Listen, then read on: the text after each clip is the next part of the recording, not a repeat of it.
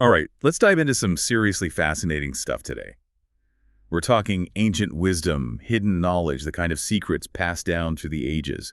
We're unlocking the Kybalion and exploring the world of Hermetic philosophy. We're talking way, way back. Think Egypt, pyramids, that vibe. Exactly. We're diving into the teachings of Hermes Trismegistus. Hermes Trismegistus, yeah, the father of occult knowledge. Shrouded in mystery, just like this Kybalion text, it supposedly holds the keys to, understanding his powerful teachings. It's like getting a glimpse into the fundamental laws of the universe. I mean, who wouldn't want a piece of that, right? But what did Hermes actually want to share? What are these big secrets? Well, the Kybalion tries to simplify things. It boils everything down to 7 core principles. Think of them like universal laws, you know? They're lenses to help you see and understand, reality itself. Okay, so 7 principles to unlock the universe. I'm intrigued. Break it down for me. What are they, and what do they mean for someone like me who hasn't exactly spent their life decoding ancient texts? All right, so let's start with the foundation, the big one. The principle of mentalism. Brace yourself. It's a mind bender. All is mind. Wait, hold on. All is mind. Does that mean the physical world is just an illusion? I'm not sure I'm ready for that. It's not quite saying that, but it suggests something much deeper. Imagine the universe at its core is fundamentally mental. It's all a creation of this infinite, eternal consciousness, something the Kybalion calls the AL. Okay, so we're all just living in a giant thought bubble created by the AL. That's a lot to process. It is a wild concept, but try to wrap your head around this. Think about how your thoughts, your moods, even just your outlook, how they can shape your day. Now, magnify that to an infinite scale. That's the realm of the AL, the ultimate creator. Okay, I think I'm starting to see where you're going with this. So Yeah. where do we go from this giant thought bubble? What's the next principle on this cosmic journey? Next up is the principle of correspondence. You might have heard it as above, so below, as below, so above. Oh yeah, I've heard that one thrown around, but what does it actually mean? It means everything's connected. There are patterns, links between all levels of existence. The tiny stuff, the microcosm, reflects the massive, the macrocosm. It's like saying the way an atom is structured is a mirror to how a whole solar system is laid out. So, by studying the small stuff, we can understand the massive universe, and vice versa. That's a pretty powerful idea. Exactly. The universe becomes this tapestry of interconnected patterns. Understand one level and you gain insights into the others. It's like a giant cosmic puzzle, and we're all pieces of it. I'm already feeling more connected to the universe, and we're only 2 principles in. Okay, hit me with number 3. What's next? All right, get ready for this one, the principle of vibration. This principle gets down to the core of energy. Basically, everything's moving, constantly vibrating at its own special frequency. Hold on. Yeah. Everything, even things that seem solid and still. Yep, even those, they're just vibrating super slow. This applies to everything, even your thoughts and emotions. It's all energy, all in motion. So if everything's vibrating, does that mean we can change our reality just by changing our vibes? Manifest a better life. I've heard people talk about that. That's the million-dollar question, right? And it's something people have been pondering for ages. Hermetic teachings do suggest that understanding these vibration principles could give us some influence over our mental and even physical states. But it's not as easy as wishing for a different life, unfortunately. It takes a deep understanding and, more importantly, mastery of these principles. Next up is the principle of polarity. And this one's all about duality. This is that everything has 2 sides, 2 poles. Like hot and cold, up and down, that kind of thing. Exactly. Think hot and cold, love and hate, fear and courage. But here's the thing. These opposites, they aren't totally separate. They're more like different points on the same spectrum. And what's really wild is the idea that you have the power to shift from one to the other. Wait a minute. Are you saying we can just transform hate into love? Or fear into courage just by changing our position on the spectrum? That's the idea. The Kybalion suggests we're not stuck with those negative emotions or limiting beliefs. By tapping into this principle of polarity, we can consciously raise our vibration, so to speak. It's about realizing you have the power to transform your inner world, and that ultimately influences your external reality. Okay, now we're talking. This is starting to sound pretty empowering. What's the next principle that can help us navigate this whole transformation thing? It's the principle of rhythm. And it's all about cycles. Cycles, like what goes around comes around. Kind of. This principle says everything in the universe moves in cycles.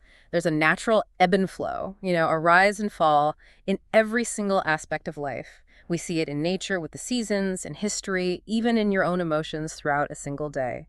Mastering this principle means learning to ride these waves instead of letting them crash over you.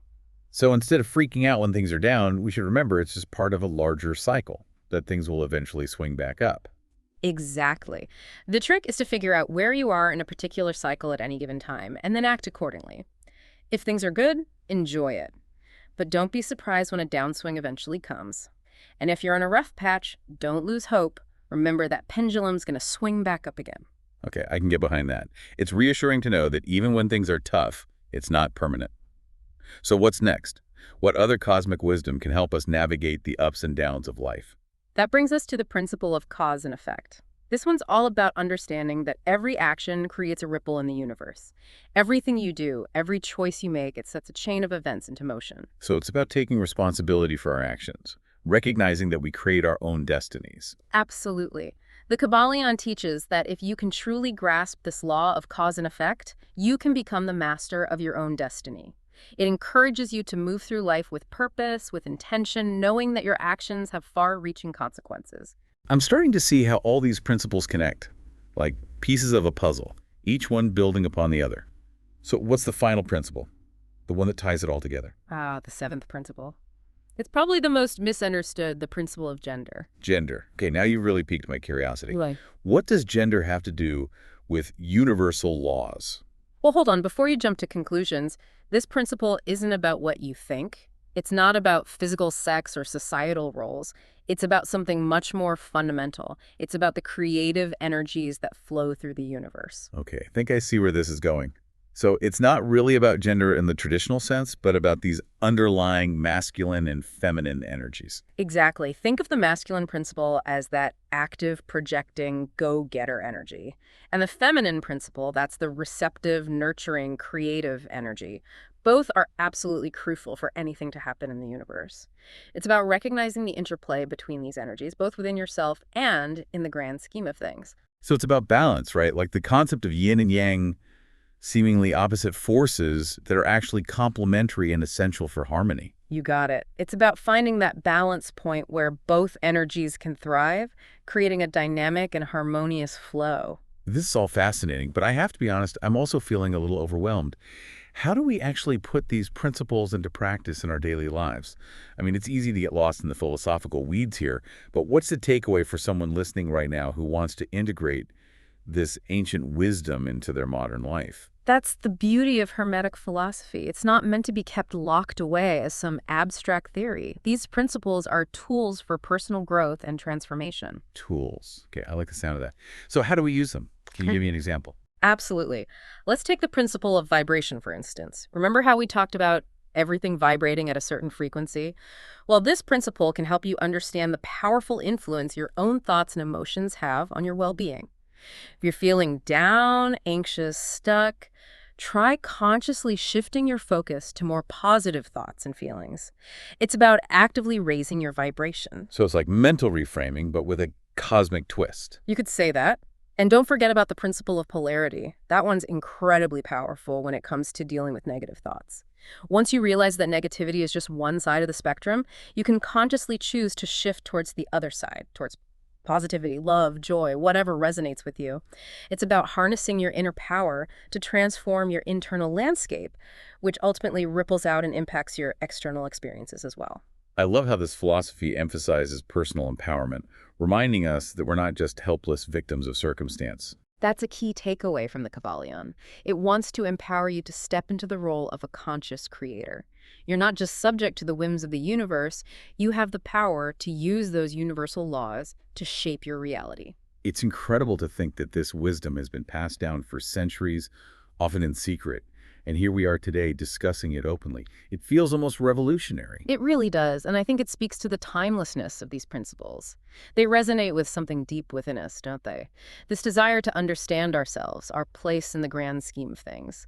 The Kybalion gives us a framework to navigate life's complexities and empowers us to live with greater purpose, intention, and awareness. Out of all of this, I hope you remember the core message of the principle of mentalism. All is mind. It's really powerful stuff. Start paying attention to those thoughts. Learn how to guide them consciously. I think you'll be surprised at the positive shifts you see in your own life. It's like we're being handed this like cosmic toolbox and told, go create something amazing. But, the Kybalion also talks of mental transmutation, like actually using your mind to shape reality. How does that even work? It sounds a little too good to be true. Yeah, it does sound kind of like magic, right? But it's not about supernatural powers or anything. Mental transmutation is really about taking these principles we've been unpacking and actually putting them into practice. It's about making a conscious choice to shift your thoughts, beliefs, emotions. And when you do that, you create the space for a different reality to unfold. So we're not just observing our thoughts, we're actively changing them. Right. And that changes our reality. Exactly. The Kybalion teaches us that thoughts are like seeds, they're creative forces. By consciously choosing to plant positive seeds with our thoughts, we create the right conditions for a more positive, joyful, abundant reality to blossom. I love that analogy. But let's be real, switching from negative thinking to positive thinking. It's not always that simple, is it? I mean, how do we actually make those changes last? It definitely takes practice and a good dose of self-awareness. Think of it like a mental workout. You're strengthening those positive thinking muscles. Start by just noticing your thoughts without judgment. Pay attention to that mental chatter that's always going on in the background. What kind of stories are you telling yourself day in and day out? Once you're aware of those thought patterns, you can start to challenge the negative ones, the ones that hold you back, limit you. And then consciously replace them with more positive, empowering beliefs. So it's like we're pulling out those negativity weeds and planting seeds of positivity. You got it. It's all about cultivating a healthier, more supportive inner dialogue. The Kybalion talks about different techniques, affirmations, visualizations, anything that helps to reprogram your subconscious mind and clear the path for a more positive, joyful, fulfilling reality. It's definitely an ongoing process. Something a lot of work. It is, but it's incredibly rewarding. Remember, mental transmutation isn't a magic spell or a quick fix. It's a lifelong journey of self-discovery and growth. It's about recognizing that you have the power to choose thoughts that lift you up, that serve you, that help you create a life that feels meaningful and fulfilling. This whole conversation has been a powerful reminder that we're not just along for the ride when it comes to our lives. We have agency, we have the power of choice, and now, thanks to the Kybalion, we have some tools to tap into that power and make real positive changes. Absolutely. And that's what I find so exciting about exploring these ancient teachings. It's all about continuous learning, growth, discovery. It's a call to look inward, to question, to explore, to experiment with these principles. Find what works for you. Remember, the universe is your laboratory, and you, my friend, are the alchemist. I love that. What a great way to think about it. And on that note, a huge thank you to you, our amazing listeners, for coming along with us on this deep dive into the mysteries of the Kybalion. We hope you've learned something new, that we've sparked your curiosity, and that you're feeling inspired to explore the incredible power of your own mind. Until next time, keep those questions coming, keep seeking knowledge, keep transforming yourselves and the world around you.